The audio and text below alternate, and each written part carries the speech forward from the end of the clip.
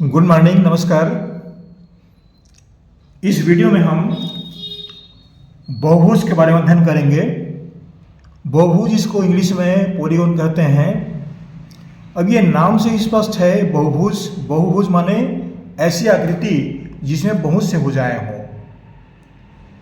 इस वीडियो को हम प्रारंभ करें इससे पहले मैं आपसे कहना चाहूँगा, कृपया चैनल को सब्सक्राइब कर दें, लाइक कर दें। चलिए आगे बढ़ते हैं। बहुभुज, तो इसकी परिभाषा क्या है? ऐसी आकृति जिसमें तीन या तीन से अधिक भुजाएं होती हैं।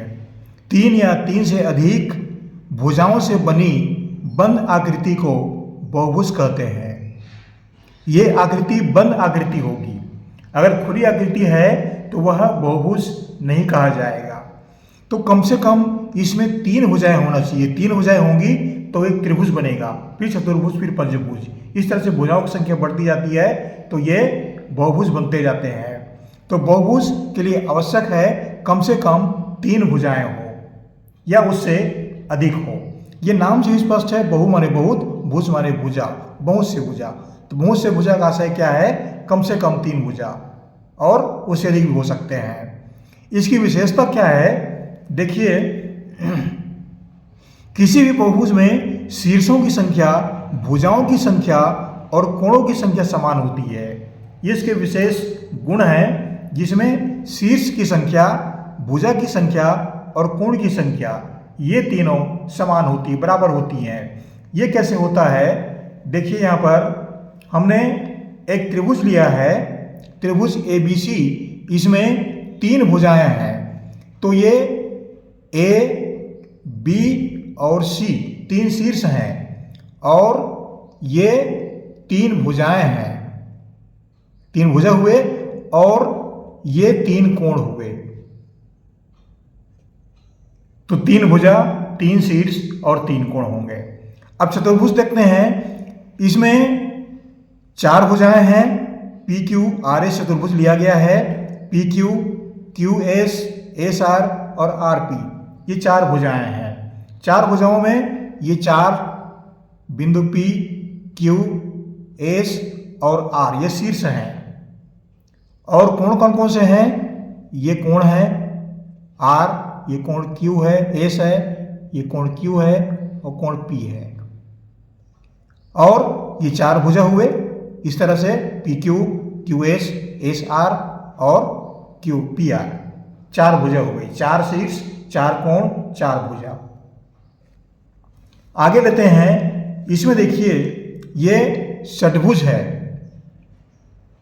षटभुज में छह भुजाएं होती हैं। इसमें A, B, C, D, E, F, AB, BC, CD, DE, EF और FA ये छह भुजाएं हैं।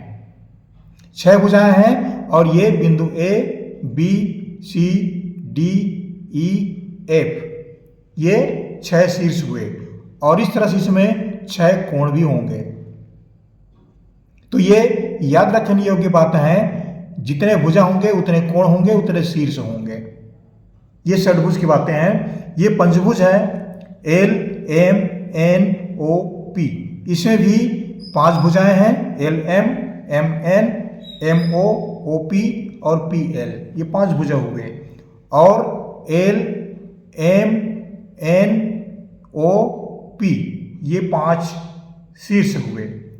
पांच शीर्ष, पांच भुजा और ये कोण हुए उसके पांच कोण। ये पांच कोण होंगे। ये पंचभुज है। ये तो कहने का आशय क्या है कि त्रिभुज में भुजा, शीर्ष, कोण ये तीन होते हैं।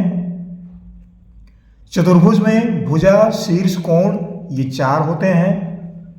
पंचभुज में भुजा, शीर्ष, कोण ये पांच पांच होते हैं। ये कहने का आशय है। इस तरह से हम बहुभुज के बारे में अध्ययन किए।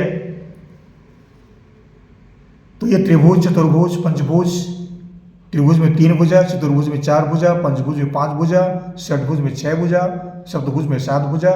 इस तरह से ये बहुभुज कहलाते हैं। तो बहुभुज में नाम से स्पष्ट होता है बहुत सी भुजाएं। तो ये याद रखना है आपको कि कम से कम 3 भुजाएं होना चाहिए, कम से कम 3 भुजा। अगर 3 भुजा से कम है तो वह बहुभुज नहीं कहा जाएगा। 3 भुजा है तो त्रिभुज कहे जाएंगे, उससे लिखे हुए तो चतुर्भुज, पंचभुज, इस तरह से बहुभुज का निर्माण होता है। और ये बंद आकृति होना चाहिए, खुला आकृति में ये बहुभुज नहीं कहा जाएगा। इस तरह से बहुभुज के परिभाषा हुए और बहुभुज के गुण या विशेषता हुए। आशा करता हूँ वीडियो आपको अच्छा लगेगा बहुभुज के बारे में अध्ययन करके। इसके जो प्रश्न हैं इसके बारे में अध्ययन करेंगे बाद में नेक्स्ट वीडियो में। आशा करता हूँ ये वीडियो आपको अच्छा लगा होगा। हमारे चैनल को जरूर सब्सक्राइब कीजिएगा, लाइक कीजिएगा। आपको हमारी ओर से बहुत बहुत धन्यवाद।